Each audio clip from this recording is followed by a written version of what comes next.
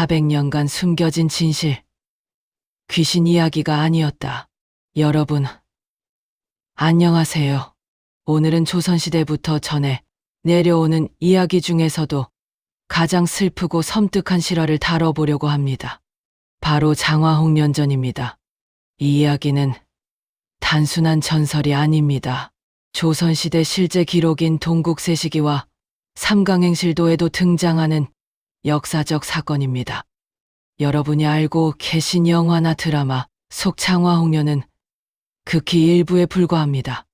오늘 제가 들려드릴 이야기는 400년 전 실제로 일어났던 사건의 전모입니다. 잠깐 시작하기 전에 구독과 좋아요 부탁드립니다. 이런 역사 콘텐츠를 더 많이 만들 수 있도록 도와주세요. 때는 조선 중종 때 지금의 평안도 철산군에는 배무룡이라는 관리가 살고 있었습니다. 그는 정육품 현감으로 청렴하고 정직한 관리로 소문나 있었죠. 그의 집안에는 두 딸이 있었습니다. 첫째 딸 장화, 그리고 둘째 딸 홍련. 장화는 당시 16살, 홍련은 14살이었습니다. 두 자매는 어머니를 일찍 여의고 아버지 손에서 자랐습니다. 마을 사람들은 이 자매를 보면 항상 이렇게 말했죠. 저렇게 예쁘고 착한 아이들을 보면 복이 절로 들어오겠어. 하지만 운명은 잔인했습니다. 배무룡은 혼자서 두 딸을 키우기 힘들다는 주변의 권유로 재혼을 결심합니다. 그가 맞이한 새 아내는 허씨 부인이었습니다.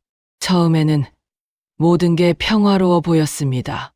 허씨 부인은 겉으로는 자상한 어머니처럼 행동했으니까요. 하지만 그것은 가면이었습니다. 허씨 부인에게는 숨겨진 목적이 있었습니다. 그녀는 전 남편과의 사이에서 아들 하나를 데리고 왔는데 이 아들을 배무룡의 후계자로 만들려는 계획을 세웁니다. 문제는 장화와 홍련이었습니다. 특히 장화는 이미 혼담이 오갈 나이였고 딸들이 혼이 나면 상당한 재산이 지참금으로 나가게 됩니다. 허씨 부인은 점점 본색을 드러냅니다. 아버지가 집을 비우면 장화와 홍련에게 과도한 집안일을 시키고 밥을 제대로 주지 않습니다. 작은 실수에도 매질을 했으며 다른 사람들 앞에서는 완벽한 어머니를 연기합니다. 가장 끔찍한 것은 계모의 아들이 장화를 음란한 눈빛으로 바라본다는 것이었습니다. 장화는 이 사실을 아버지에게 말하려 했지만 허씨 부인은 항상 감시의 눈을 늦추지 않았습니다. 배무룡은 바쁜 관직 생활 때문에 집안의 변화를 전혀 눈치채지 못했죠. 그러던 어느 날 밤, 허씨 부인은 상상할 수 없는 계획을 실행에 옮깁니다. 1536년 음력 5월 보름날 밤이었습니다. 배무룡은 관청 업무로 이틀간 집을 비우게 됩니다. 이것이 계모가 기다리던 기회였습니다. 그날 밤 폭우가 쏟아졌습니다. 허씨 부인은 자신의 아들에게 이렇게 지시합니다.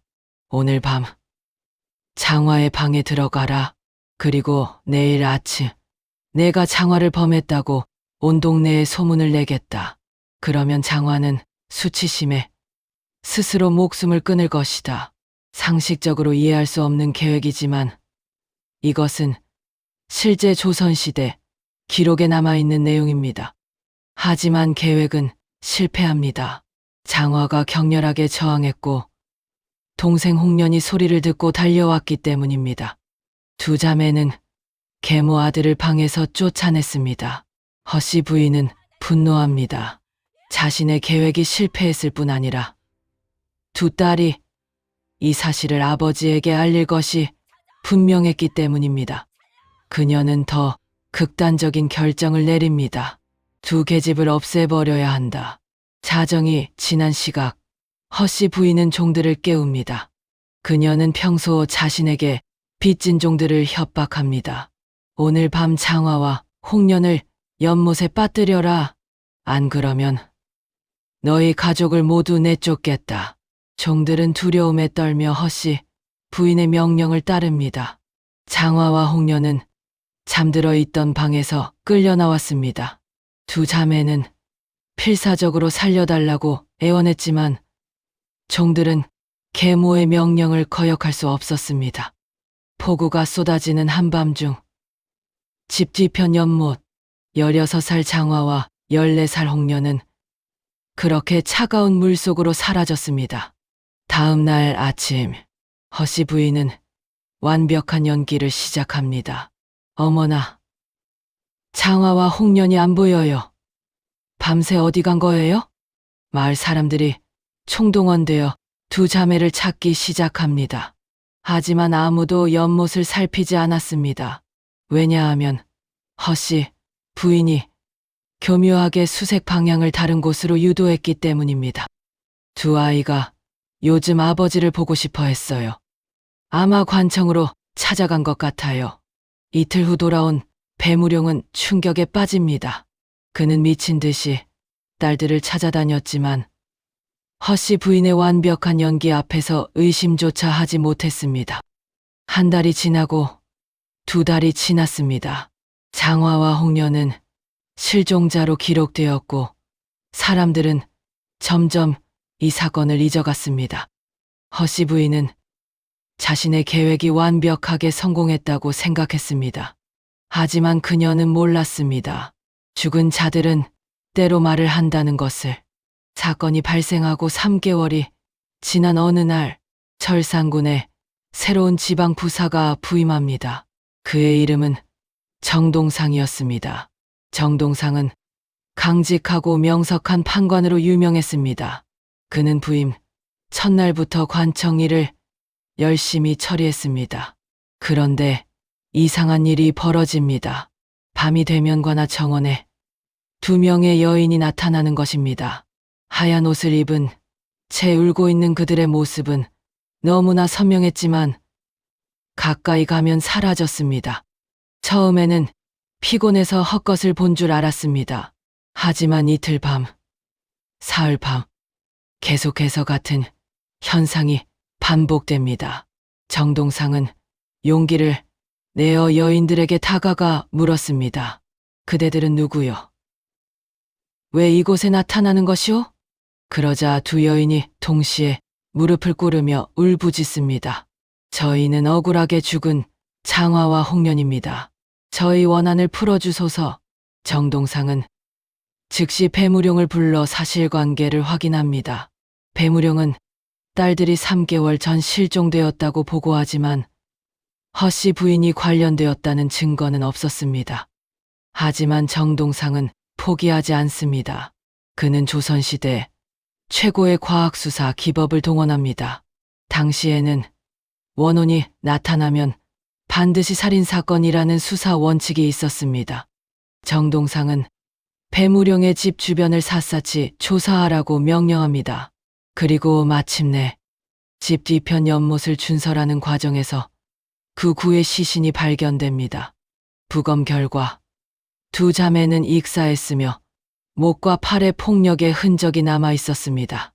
정동상은 철저한 조사에 착수합니다. 그는 배무룡 집안의 모든 종들을 개별적으로 신문합니다. 처음에는 모두 입을 다물었지만 정동상의 집요한 추궁 앞에서 한 종이 결국 진실을 털어놓습니다. 그날 밤 허씨 부인의 명령이었습니다. 종의 증언은 구체적이었습니다. 허씨 부인이 어떻게 계획을 세웠는지, 어떻게 종들을 협박했는지, 그날 밤 무슨 일이 있었는지 모든 것이 드러났습니다. 정동상은 즉시 허씨 부인과 그녀의 아들을 체포합니다. 법정에서 허씨 부인은 처음에는 부인했지만 증거와 증인이 너무나 명확했습니다. 결국 그녀는 모든 죄를 자백합니다. 조선시대 법률에 따르면 계모가 의붓딸을 살해한 경우는 가장 무거운 형벌에 처해집니다. 허씨 부인은 능지처참형을 받았습니다. 그녀의 아들도 차명에 처해졌습니다. 사건에 가담한 종들은 장백대와 유배영을 받았습니다. 그날 밤 두 원혼이 다시 정동상 부사 앞에 나타났습니다. 하지만 이번에는 고통이 아닌 평화로운 얼굴이었습니다. 은혜에 감사드립니다. 부사님, 이제 저희는 편히 쉴 수 있게 되었습니다. 억울한 일을 바로잡는 것이 관리의 도리다. 이제 편히 쉬어라. 부디 건강하소서. 정의를 행하는 분께 하늘의 복이 있기를. 배무룡은 자식을 지키지 못한 죄책감에 관직을 버리고 평생 참회하며 살았다고 전해집니다. 이 사건은 조선시대 삼강행실도에 정식으로 기록되었습니다. 장화홍련의 이야기가 단순한 귀신 이야기가 아닌 이유는 여기에 있습니다.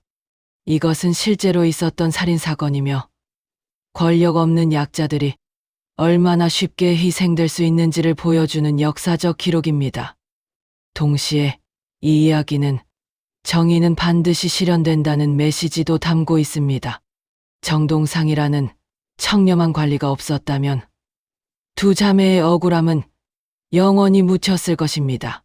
조선시대 사람들이 이 이야기를 대대손손 전한 이유는 단순히 무섭기 때문이 아닙니다. 약자를 보호하지 않으면 사회는 무너진다. 정의를 외면하면 그 죄는 반드시 돌아온다. 이런 교훈을 후대에 남기기 위해서였습니다. 오늘 영상 어떠셨나요?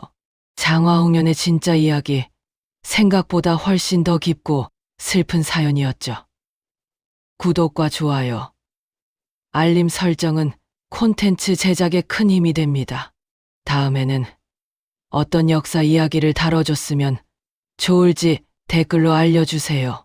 여러분, 오늘도 좋은 하루 보내시고 다음 영상에서 만나요.